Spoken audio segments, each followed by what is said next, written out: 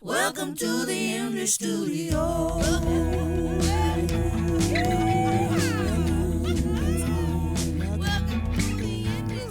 Welcome to Indie Studio Podcast. My name's Britt, and for today's episode, we have some returning guests actually, but somebody new and exciting. Please welcome Harley Meszaros and Max and Aaron.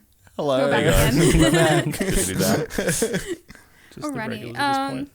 So how about we start with an introduction for anyone who doesn't know you yet? So my name's Harley Meszaros. These guys are in my band. Max and I met. We studied at JMC just down the road, and then kind of played in bands together while studying there, and then kind of created our own project. It's our project.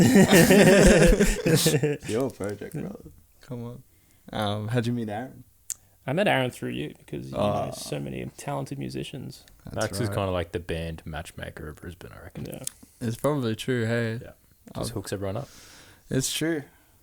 You met, how do you meet Tom? Tom, because we have other band members as well. But There's also Tom plays bass, which I met through one of my other bands that I was in while studying at JMC called Evangie back in the day, and he's just a great boy. So he's good to have in the band. And then Ben, we also met at JMC, and yeah, that's kind of how it all started. Hell yeah, dude. So basically, JMC. Basically, the, JMC. the catalyst for The foot everything, of- and fine point just on it. no Max. He's the networking guy, huh? Yeah. Yeah, man. Me and Harley actually also are both from Harvey Bay. Yeah. That's a fun bit of trivia Ah. for all you Mazzaronators out there. But did you guys meet here? Yeah. Ah. So we You went to guys didn't know different each schools other, and eh? everything, and then we met when we were studying here. Yeah. Crazy. It's That's cool. mental. See, I didn't even know that. Yeah. That's why you listen to New the info, podcast. New law. Get the scoop. So did you guys move from Harvey Bay specifically to like come to JMC and that kind of thing? Yeah, I didn't even really like, I wasn't like, I'm going to go to JMC. It was just like the first one that came Oh up. yeah. Didn't even do your research. Which, you know what? Checks out, dude. Yeah. But yeah, it was just like moving to Brisbane for study. And you would have moved a year before me? I think so. I think I was down the start of 2018 because I was doing like solo covers gigs and everything up in Harvey Bay. Kind of built a small name for myself up there, and then I was like, there's not really anywhere to go up there because it's such a small town. I was like, Brisbane seems to be the place to go. Dude, the funniest thing ever is there's like a Harvey Bay newspaper article God, don't bring it Oh. up. that Harley's in, and it says something like Harvey Bay's answer to Ed Sheeran. Yeah. Wow. It's incredibly Wow. cringe. We bring it up every time we want to A bit of a local celebrity. check Harley. Oh, yeah. yeah. Man. Yeah. Everyone knows him. We'll go back one day, play a gig there. The Not seafront. in your airport. life. I'm not driving up. It's too far for Aaron. Yeah, dude. I was kind of like having a flick through your like social media, your Insta, your Facebook, your website and everything. And you play a good handful of gigs fairly regularly. I was wondering how you go about securing those sort of opportunities. Like, how did you start out with the current band and get yourself established in those venues? Like, we originally had two other members on bass and drums through uni because the band started as like a uni project, and then Shut up, man. You guys okay? Sorry, dude. I just started laughing. I couldn't stop. Sorry. Yeah. Can, Continue. please continue, Harley. Don't want to share with the class? Oh, it's just fucking. We give Harley shit all the time because we don't play that many gigs. He plays a lot of like solo acoustic gigs, Right. but like the band gigs, we're like, I think we can probably count on like two hands Right. the number of gigs we've ever done. Well, I mean, it is Harley Meszaros, so Yeah. He's as long as he's there, like, you're Yeah, getting what you're paying absolutely. for, right? exactly, Why are you bro. laughing, bro? What are you talking about? Ideally, every gig would just be Harley. Sorry. No, no. Yeah, Yeah, no, we're like, being rude. Continue. Obviously working on getting more and more gigs to please Aaron. But most of the time it's just like texting friends in other bands in the industry, like in Brisbane and such, or like emailing venues. But yeah. That's like a kind of a good point to bring up because, like, there is a ton of bands who play in Brisbane. We're a very fortunate city to have such a vibrant local music scene. But you could make the argument that that might make things harder because you're competing with a lot of other musicians for gig opportunities. Do you feel that? Do you feel that pressure? Or do you think that the benefit of being able to network and share those opportunities by having those connections outweighs that pressure? I say there's a little bit of pressure from it. Obviously, like venues not having enough dates in advance kind of thing, depending on how far in advance they book. Like, it's kind of like your fault if you leave it too late. But it's also, there's a nice side to it where, like, if a friend's band can't make their gig, they might ask you, like, oh, can you fill in last minute? And, like, we'd be happy to do. Like, we've done that before. And yeah. So I guess There's it's like like positive a and negatives. glass half full, glass half Yeah. empty perspective kind of thing. Yeah. That's cool. Now, you kind of had a cool opportunity recently. You got to play Blues Fest. I'm kind of keen to hear about how that came about. Max kept bugging me is like do like every different competition you can, and so I found the Blues Fest comp. I like filled out the form and all that, and I was like, oh, there's a $50 entry fee. I was like, it's a bit steep, Ooh, surely. yeah. And then we actually got like approved and included in the competition. I was like, that's the best $50 I've ever spent. Yeah. That's sick. And then we played. There was the semi-finals and the finals down in Byron at the Beach Hotel, which was awesome. First time for us playing in Byron. And they went really well. It was a great crowd there and lots of amazing acts that we were playing with. Unfortunately, we didn't win, but we still got to play the busking stage at Blues Fest, which was amazing on the Sunday, I think it was. Yep. Yeah, it was sick. Yeah, it was a Did really you get a good good time. turnout? Surprisingly, yeah. Yeah, I think there was probably a couple hundred people. It was kind of because you were like across from the merch tent, and then there was like the other two main stages, so people kind of had to walk through the area. Yeah. So that if like, oh, this is cool, I'll stop and watch for a little bit. It was That's cool because like even though we're like little band, relatively, you know, it was like you could see you building a crowd, Yeah, which is dope. And they were randomly like people we knew there as well. Oh. Like they just happened to be Like at Blues Fest coincidentally. and like Yeah. they showed up. That was really cool. Yeah, it was sick. and It like was lots of fun. all Really the fun support, time. all the support that they were giving like us artists was really cool.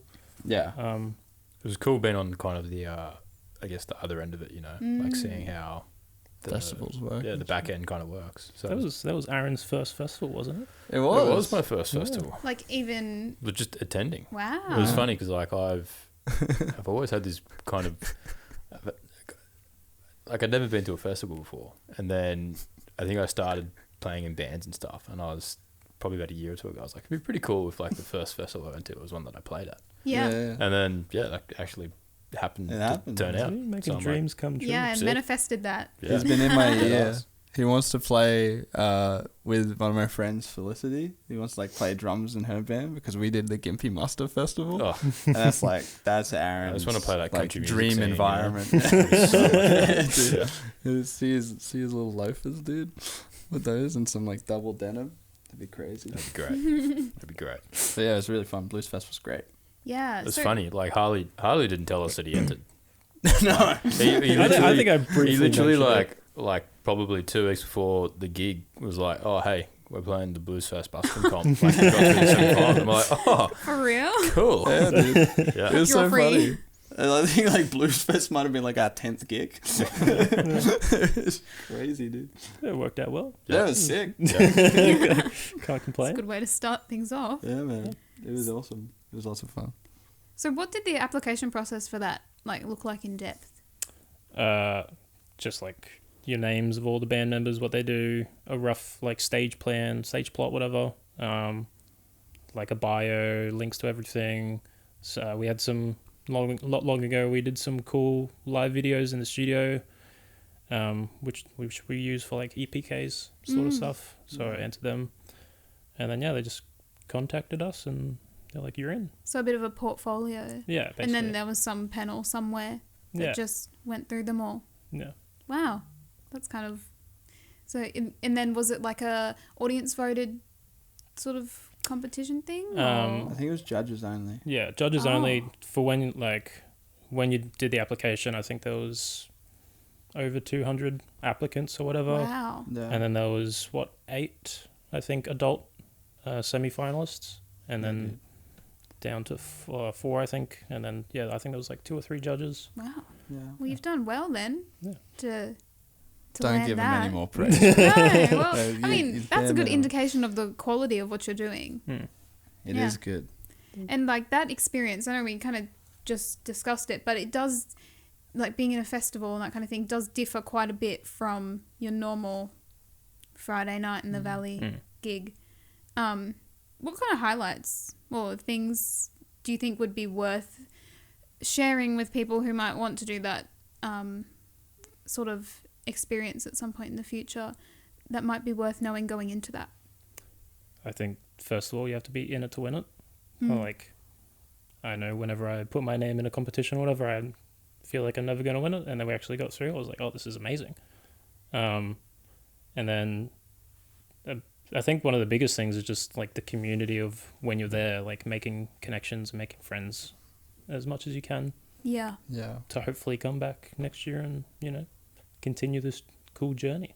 Yeah. Yeah. And it's like when you play a festival, you also get to like go to the festival. Yeah. You know, like a regular gig, you play it, and it's like, if it's like a, I don't know, 2 or 3 band gig, it's like once the gig's over, gig's over. Mm. But the sick thing about a festival is like once the gig's over, it's like the festival's still going. Mm. Like you stay there, it goes all night or whatever. That's cool. And so it feels a lot more like you're just part of something much bigger, Mm. and that's where like you meet all the other people, and like, I don't know, there's not just, especially like Blues Fest, like there's not just musicians, there's like artists, and there's like store vendors and everything. Mm. It's sick. It's such a cool place to be. Mm. And I guess, Aaron, it's kind of a unique perspective for you as a drummer in terms of playing a festival. Did you still have to bring your own like drums and gear, or was it they had that stuff there already and everyone shared? Or So it was kind of like a standard gig in Brisbane where they had all their, like all the back lines. So they had like a kit and all the hardware and all that. So I just had to bring cymbals, snare, and that was pretty much it. The Oh, yeah. band, one of the bands that played before us was like, I think they were in the younger, because there was like the adult, there's like the adult busking competition, and then there was like the under 18s busking competition. Mm. And I don't think they won, but like they were like us, like they got to the finals or something, and so they got to play the busking stage, and they played before us, and the drummer from that band lives in Byron, but they forgot their cymbals. And Oh. it was like they got to the gig and they like had like 5 or 10 minutes or whatever to like set up. It's like, oh, I forgot my cymbals, and like the whole thing is like you got to bring your cymbals. yeah. And so they ended up borrowing Jack Johnson's cymbals to play that gig. Yeah. I did not know this. The Jack organizer lady Johnson. was telling us, me, Ben, and Tom, when we first got there, we're like, that's pretty good. Yeah, good on him, right? Yeah, It's gold. Must be a Should have nice got a photo dude. with him. yeah, man, Great. that's I'll cool. forget my cymbals more often. Yeah, you might make some good connections that way. Yeah, dude. I think the coolest part for me was just freaking having people take our gear from the car to the stage. Right. That was like the gig was cool, like meeting everyone was sick and all the connections, but if I'm kind of like having actual people move your gear, Yeah. like if that's what it means to be a successful musician, sign me Yeah. up. It's so like I will work as hard as I can so that people can do that for me. That's great. It's so funny because like at a festival, because there's sort of like a scaling at a festival of like smaller bands that sort of, it's their first festival, and then there's like Jack Johnson or something, but like the staff just treat everyone the same. So it was really funny, like them treating us like we're like fully legit. Like they're like, got any like big gigs coming up? And we're like, yeah. We Just are do it fully till the gig legit, in man. Brisbane. Yeah. And then like, but yeah, like they're like, do you want to do like carpool karaoke on the way back? We'll put it in a video, and it's like no one is like watching this video. It's like us. Yeah, I'm not a Harley Meszaros band hater by any means, but it's just like funny them treating us like, yeah, like we're full on. Very small fish No, in a very big pool. Yeah, it's true. That's fun though. Yeah, it's very sick. Do you have to give them like a tech rider or anything? Like we didn't get any like riders in terms of like drinks or anything. I think there was like snacks on the table, but we just had to tell them like where we're standing on stage and what we have to plug in basically, and that's about it. And just show up. That's and cool. play. Alrighty. And have you done any sort of? You said like Max is on your back to do all these competitions and everything. Have you been successful with anything else, Not or at least applied to anything that's worth like mentioning? we've applied for Big Sound. Big Sound is tough. There was Big Sound is Cube tough. Effect as well. I don't think we didn't get through to that one, unfortunately, but We've been in Yeah. it before though. we have been in before. Oh Yeah. really? I think 2 2 years years ago. Yeah, Ah. I think we got through to the finals in that. Which was We got cool. to play the big gig or whatever. That was dope. Mm. It was fun. Did like a little music video. That's the one. Dude, the Cube Effect thing, they did like music videos for must have been like 20 or 30 bands. Mm. And all of the rest of the bands still have their videos up on like the Queensland or Brisbane Council like YouTube page, except for us. How's it Why? just gone? For some reason, I don't know, it just got taken down. just for got whatever scrubbed. reason. That's so like we strange. had a video done for our third single that we've released, What Do I Know, and it's just not there anymore. I was like, Yeah. okay, cool. Harley was when he was Don't know putting what his EPK together. He was like, "It's okay, we got that video." And he's like, "Oh, I guess we don't." They didn't give They you just- like they a. just didn't a tell copy? me. dude. No, we could it was probably just posted to their YouTube channel. we could probably reverse engineer, like find who did it and then figure out what happened to it. But Yeah. it's not on the internet as far as we know. If there's If anyone- if there's demand for it, we can try. If anyone knows where that video is, please send it to Harley. That's so weird. I wonder why they took it down. It's a mystery. Yeah, dude. That's Harley's whole thing. He's mysterious. Yeah. Oh, so it's on brand. Yeah, exactly. But it was really cool. We got to play that, and we played like, what is the gig like out in like, was it in like New Farm or like Newstead or something? Is that Something near like the that. water? It was so nice. Yeah. Oh, is it outdoors? Yeah, Oh, it that's was. cool. That was kind of like almost a mini festival vibe. Mm. Like they had like a mini stage, and Mm. there was like every act played that day, right? There's Think so. heaps. Yeah, it was cool. It Yeah. was lots of fun. I guess that must have been pretty early then in like your band. Fairly early, yeah. Fairly? Yeah, I think we've been a band for coming up 4 years now. Oh my god.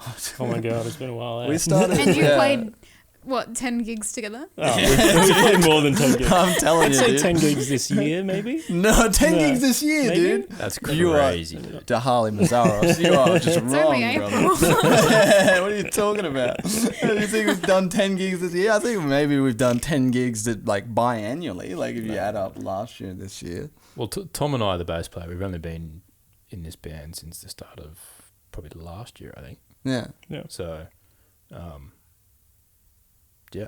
I don't know where I was going with that, but Well, like, we've played quite a few gigs, but yeah.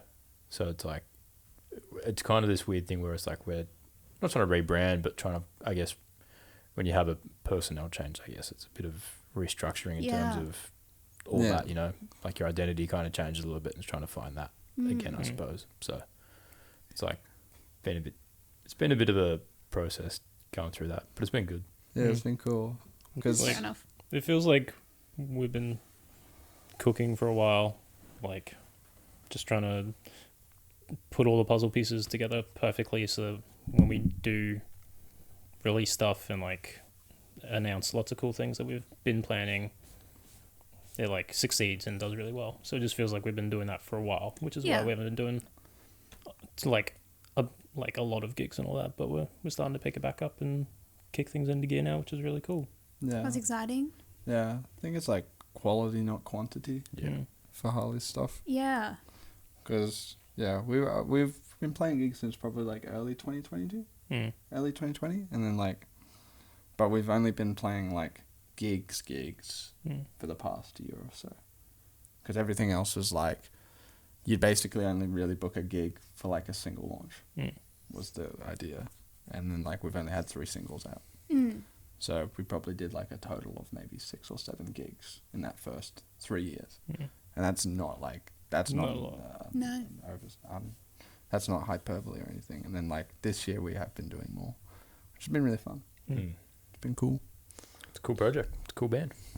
Oh, mate. It's the nicest thing he's ever said to me. Do you put in referral? Only because we're on camera. I guess on the topic of like your music and your singles, you do have like 3 available to stream. It came out 2021, 2022. Even though you don't have like a massive following, those singles are all doing pretty good numbers. Do you have any kind of approach to promoting them that helps you to keep some momentum up with people streaming? Or I think that's one of the things that we've kind of been working on and planning a bit, and like some things that I've learned through other bands that I've been in, like one of my last bands, Dusty, was doing quite well, like played on Triple J and all that. A lot of it was from Jade Montgomery, who was our manager at the time, and she's amazing. She's in Worm Girls now, and they're doing really good. So just picking up lots of things from her, like I want to do like PR properly this time, and like try and do podcasts like this, and like talk on radio as much as we can, and get as many different outlets as we can to promote the music, rather than just posting about it on social media and then having a gig, which is like where I feel like the downfall of the last 3 songs were. Like they still did really well. I'm still happy with them, but I feel like we can do a lot better now that we've kind of learnt. Yeah, I think it's like promo costs more money than probably anything else that like we spend money on. Like merch and singles or whatever, you add them up, you add like a whole new recording, mixing and mastering of single, and then a whole new run and design of merch. That's still less than like promo for 1 single, which is crazy. It's just like learning how to run a successful business. That you like weren't really aware it was a business when you started, and you're like, oh, okay, now I need to actually do stuff properly. Harley stands on business, dude. I think like, because there are bands that like they don't need to pay that much for promo because they've just got a really, really like loyal, active fan base, you know, and that's like bands who like really nail social media can like get away with it, you know, and like that's sick. I think we would all like to be that band, but like if you can't do that, it's just you got to like put yourself in front of as many people as possible. And that's probably like you doing like all your solo sort of like acoustic cover gigs and stuff. That's probably like where you get a lot of new listeners as well. Because people just like Harley and they'll be like, oh, your voice is amazing. Like, do you have any music out? And Harley's like, yes. Check me out. Let's go. Now, social media is hard. Yeah, man. It's hard to crack. It's hard to keep. It takes a lot of energy to keep doing, and to even figure out what people want to see from you. Yeah. And I feel like these days, more and more, you kind of need some degree of a parasocial relationship in order to really get yourself well established and have a lot of returning like interest in what you're doing. Which is kind of crazy. You got to start calling all of our fans, Harley. They're not just our fans, they're our friends. Yeah. That's not an exaggeration. Most of our fans are just our friends. And that's fine. Wouldn't it be untrue? I think a lot of it's just getting used to like how much of like a like constant job it is on social media. And like for me, like previously being much more introverted to trying to break out of my shell a bit more. Yeah. Like these guys are always pushing me. Yeah. So, Harley's grown a lot, I think, the past 18 months in terms of his drive to do things, which has been really good, but it was a bit, it was a bit painful at the beginning. I think we can all kind of talk candidly about that. But, I think it's hard. Like, I think it's hard for a lot of creatives that want to push their art into the world. They don't realize that you're running a business, right? You're running a brand in a business, and it's like you don't really expect that, and I think that's quite a shock to a lot of people. Yeah, and most of the time, like, you're also working as well at the same time, which is like trying to start an entirely new business while also being part of another business that like has requirements from you, or like I mean, Harley, like, he teaches, and so he runs that as his own business as well, whilst running the band as his own business, and it's like it's a lot to take on, and so it's pretty tough. But like, I think that's why surrounding yourself with like good people and like making friends with other bands in the community is so good, because it's really like those other bands and those other creatives are like the only people who really understand Like, they get it. exactly what you're going through, you know? Yeah. Like, and it's like, it's not like you wouldn't understand, but it's like they really, really, really get it, you know, and they can empathize with it because they've been in exactly the same spot. So,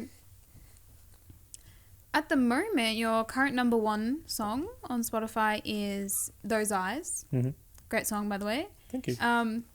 Actually, it is like a really cool kind of mix of instrumentation that's going on in there. You've kind of got like these really indie, grungy guitars, and then there's like an 80s sort of synth thing happening, and then there's like a saxophone. Is that a saxophone? Yeah. Yeah. And big, like, super roomy vocals as well. It's very cool. What kind of influences were you drawing from in making that? Was that the vision or the idea you had for the song going into producing, or? It's interesting to talk about because Those Eyes is probably our most different song of the three, and I think it was very heavily inspired by like the indie rock, like Holy Holy kind of almost pop rock kind of vibes that I was really into at the time. It reminds me a lot of like City Come Down and stuff. Yeah. Yeah. I don't know. It's like it's interesting because we don't really play it anymore because it's a bit different to where we're kind of the direction that we're going now. But it's cool that it's doing quite well. Yeah. Yeah. It is. It is quite different from the other two singles. In terms of all three of them, what was your production process like? Did you collaborate with a producer on making those? So we went with Hugh Middleton back in the day, and we recorded all three songs at the same time to kind of be prepared for to do a relatively quick release one after the other, and it ended up kind of spreading it out a bit more. We recorded at like his house. Yeah. It was like I think it's called like In With The Out or something. Out with the In Out With the In, Studios. yeah. He like had previously done like Hope D's stuff. Like I think it was the first EP and all that. Yeah, it was really cool. It was a really cool little spot. And, like Yeah. had like a separate little room for drums and stuff. It was like built into like a shed in like his backyard. It was really interesting. And like Cool. I think what we did like 3 sessions. We did like drum and bass and like guitars, and then we did like more guitars and synth. And then you had like vocal day and also horns, right? Yeah, except we Yeah. got the horns were done. Like I hired a guy and then he like recorded them at home and then he sent them in. So Oh, I had to true, like write true. out all the parts like Right. on notation, which I'm not a fan Dude. of. That would have been cooked. That's Yeah. cool. So you like just got some freelance like session.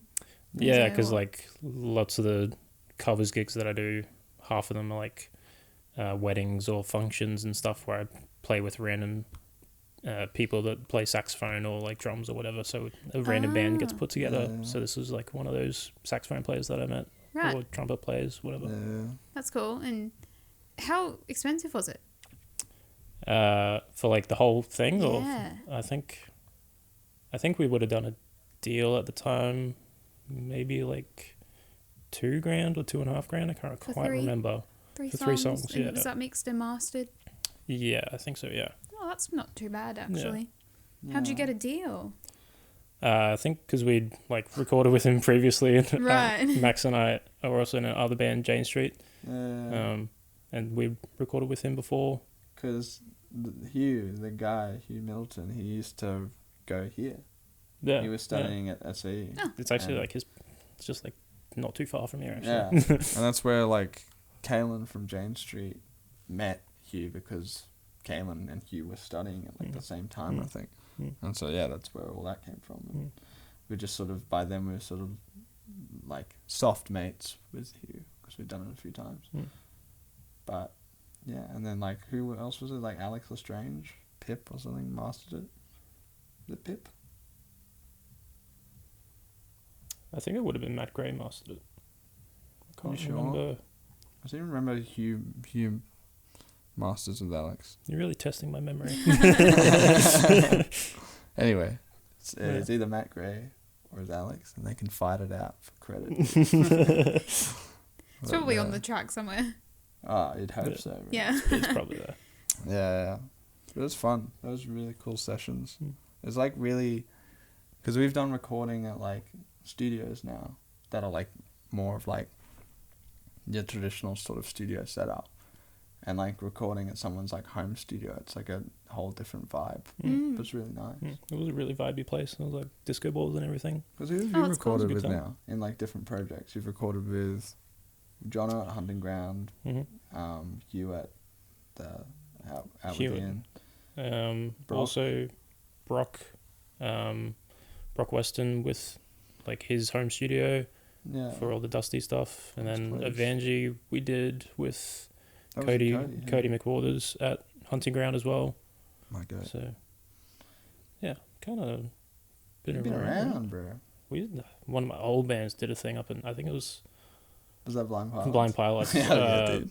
I can't remember what the studio was called, but like we won a band competition or whatever. Yeah. That was the Battle of the Bands thing in the Yeah. Valley. Was that the Valley Crawl one? Yeah. Yeah, I remember that. I was Yeah. there for that gig Yeah. actually.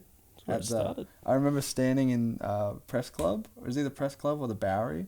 With you guys on the giant check. It's like, let's go. You got a giant check. Yeah, dude. It was like it was for like $4,000 because we won $1,000. Yeah. It was just a giant check. That Like, is this so is the most big. amazing thing I've ever had. That was when me and Harley were first like.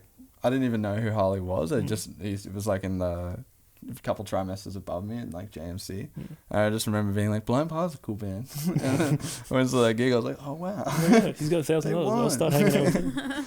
Yeah, man. Because I knew Drew pretty well, and He I was didn't the really drummer. know Lockie very well, but I knew you were from Harvey Bay because someone had mentioned it. I was like, it can't be that bad. Somehow Harvey Bay people just have a way of finding each other. Magnetized to each other, man. Yeah. Everyone in Jane Street is from Interesting. Harvey Bay except Yeah. our drummer. It's cooked. And That's that's kind of like, have you heard when people go overseas, like as an Australian, if you go overseas, you'll find other Australians. no I matter where you believe it. go? Yeah.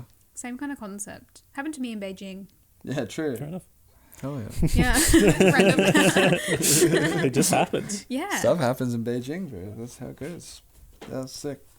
Back 2021, when you were in the studio working on your 3 current singles that are available to stream, did you go into that process with a really clear idea of what you wanted the end product to sound like? Or was it a case of like creating through that process? I think it was like a mix of both. Obviously, we had the song arranged like how we would play it live at gigs and stuff, and so that was kind of like what we tracked first. Got down like bass drums for everything, and then like guitars for everything, or whatever, and then you just start sprinkling stuff on top. And each song I kind of had an idea and like a purpose and like of sounds that I wanted to choose and use. Like Those Eyes is much more like pop synthy kind of stuff, and then What Do I Know is like there's lots of like phases and flanges and stuff to make it sound a bit more Pink Floydy at the end, because that was a big inspiration for that song. So yeah, there was like ideas and aspects that I wanted to, that I had set as goals for the recording process, but then a lot of it was also like just improvising and making stuff up. Yeah. While you're there, it's like, oh, that's cool, let's do that. Yeah. Do you find that when you're in that environment, like, and it's quite creative, like, these things just kind of happen in the process? Yeah, like just recording music in a studio is such like a creative Yeah. space, Yeah. and it's often when you do make like a little mistake or you do something that you don't normally do live and you try something new, and then you take a week to listen back over it, and you're like, oh no, that's actually my favorite thing now. Yeah. That's Yeah. cool. Sick. I guess, like, for you guys, is it kind of similar? Like, do you go into a session, Aaron, with a good idea of how you're expecting drums to sound, or Not this latest. do you get session much? again. Do you get much direction? I think it's kind of similar to what Harley said. However it's usually been worked out live, and how it's been gigged for however long we've been playing it, is usually what I'll walk into the studio with. But we, even with like some of the Neighbours stuff, we've had the producer come just to like rehearsal beforehand, just to take notes and kind of just to let him cook on what some ideas they could have. And when we get into the studio, it's like there's probably been a few tracks now that I've done drums for, where what I walk in with isn't what comes out. Yeah. So, yeah. Yeah, probably our next single that's going to come out is probably a pretty good example of that, actually, because that was a very quick song that we kind of wrote and pumped out. Like, I think, I think we kind of got caught up and we're like, all right, let's record a song, but then hadn't really written a song yet. Right. So it was like, I remember for the drum parts, I think we had like a rehearsal the day before we were in the studio, and that was like essentially kind of the first time that I heard the track.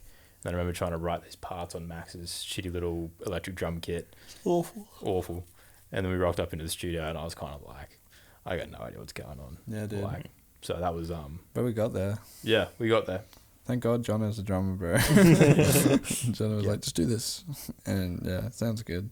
I'm kind of interested, like, if we take a step back again from recording to writing in that process, is that something you do alone, or do you guys have input on the songwriting process, or is it different from song to song? Like, where's the starting point?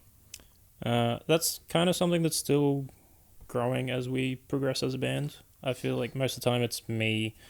Like, I'll have essentially the bones for a song, or like a song basically done, and then I'll bring it to the band in rehearsal, and then we kind of work through it all together, and everyone puts their own little parts in, which is like, I feel like I can make as good a song as I can, but then it really helps having such amazing players in the band, because then they can tell me what should be better and like where they think we should go with the song, I guess. I don't know. We're actually really fortunate because Max and Tom are kind of like the theory goats. Yeah. So it's like they're, Harley will bring like an idea, and then Max and Tom will get their fingers on it and kind of arrange it in a really cool way. So it's good now because we haven't actually written, other than our next single, Give Me Something, we haven't really written too much together. So it's good to kind of, we had a songwriting session a couple of days ago, which was like, it was really good, you know, kind of start that path down that road, you know, kind of doing some different stuff. And I think for Give Me Something, it was like Harley wrote, because you collaborated with Kalen on that as well. Like, Kalen, I've seen the James Reed. fucking Harley sent like 6 drafts back and forth. Or like he'd send Kalen something, Kalen would be like, I think this would be cool, and then like Harley'd be like, all right, and then keep like bits and pieces. But then like you had like the core song, and then you were just, I don't think you were like stoked on the arrangement. You were like, something needs to happen just to keep it interesting, whatever. Because it's a pretty like, when a song like form or structure is like pretty conventional, it's like you want to do stuff to break that up and like keep things interesting. And so that's like, I think me and you then went on to like work out like rhythmic arrangements and stuff, and like put some stops in there and did all that sort of stuff. Summoned a drill. That is but all. It was kind of interesting creating that song, because I think the first time we actually, like, we rehearsed it and like arranged it, everything as much as we could before we recorded it, because we were kind of rushing to record it. The first time we heard all the like instruments together was on the recording, which was kind of a cool thing, because I'd never done that before. I never like birthed a song in a studio, so that was kind of fun. But it was also something that we've kind of learnt to maybe don't do that next time. Let's plan it out a bit longer. Don't do that. It makes the whole production process so much harder. It makes production, like, it makes post-production way harder, because it's like, it's not, the idea is very romantic, but pragmatically not so much. If you've got a solid idea like in pre-production, and then you like capture the arrangement, post-production is usually just making everything sit properly. But our thing was like, we had to do sessions after and like do a bunch of mixes, because we had to like not only make things sit in like a good frequency space, but also like write new parts, because the parts that we had weren't working. We were still kind of like growing the song, like. Actually, we shouldn't be telling this. We knew what we were doing the whole fucking time. And the song's fucking really good, bro, so you should listen to it. So is it the only one song you guys are currently working on, or what's the... So depending on when this is released, we have this one single coming out in the coming months, I'll say, for now, called Give Me Something. And yeah, it's very exciting. It's almost, well, it's kind of a rebrand for the band, I guess, because it's been a while since we released something. So at the moment, we've got things lined up to kind of announce along the way to that being released. And Yeah. Got like a single launch and yeah, kind of stuff that'll come with it. yeah, Some type of launch some type coming of launch up. coming. So Whoa. everybody should go and follow your social media. Yes, they should do Let's that. go. Road to Amen. 1,000. Yeah. If we have That way. 1,000 followers by Dude, the we're time so- this is We're out, so close. fuck, dude. Can you imagine that? Can you imagine how different everything's going to be? At 1,000. Could be at micro influencer level. I know. It's going to be Joke's good. crazy. We got sponsored. Well, where can everyone follow you? TikTok and Instagram is at Harley Meszaros, HarleyMezaros. Harley can't even spell it. I've done that before, like Yeah. when I was on radio in Harvey Bay as a kid. I did the exact same thing. I was like, God, how do I spell my name? It's good to know you haven't changed. Yeah. Keep going. Where's TikTok, Instagram? Fame hasn't gotten to you yet. TikTok, Instagram. We have a YouTube account that sometimes I post stuff to. I don't know. Fucking news to me, Doesn't bro. Used to Max and myself. We have a website, we're harleymazaros.com. Yeah. We Let's got all go. the things, man. Well, because they're just a little leak. There's probably a rebrand that's going to come. So it Yeah. probably won't be Harley Meszaros. Yeah, Probably some variation of just Harley band, music, Australia, Alright. worldwide, Yeah, yeah. or something. Mr. Worldwide. But Well- failing that, just look up Harley Meszaros. Yeah. You'll find them. And if things change, we'll just link accordingly. The audio will bleep out. You cannot find us here. Alrighty. Well, I think we should hear some music. Let's go. What do you Absolutely. think? Bring Let's do it. bring the band in. Yep, bring the Yeah. boys in. Let's do it. Let's go. Hell yeah.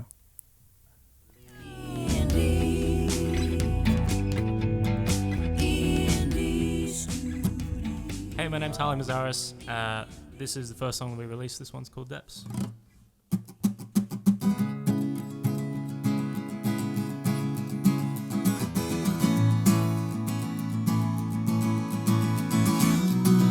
All that I had done, I did not plan to. What we had is gone. I was too blind through this life we had, this life we knew now. It's tearing me apart. I know you feel the same. That's why I have to leave now. I'll go. What we had was grand, but know that I will change. And I'm scared I'll fuck it up now.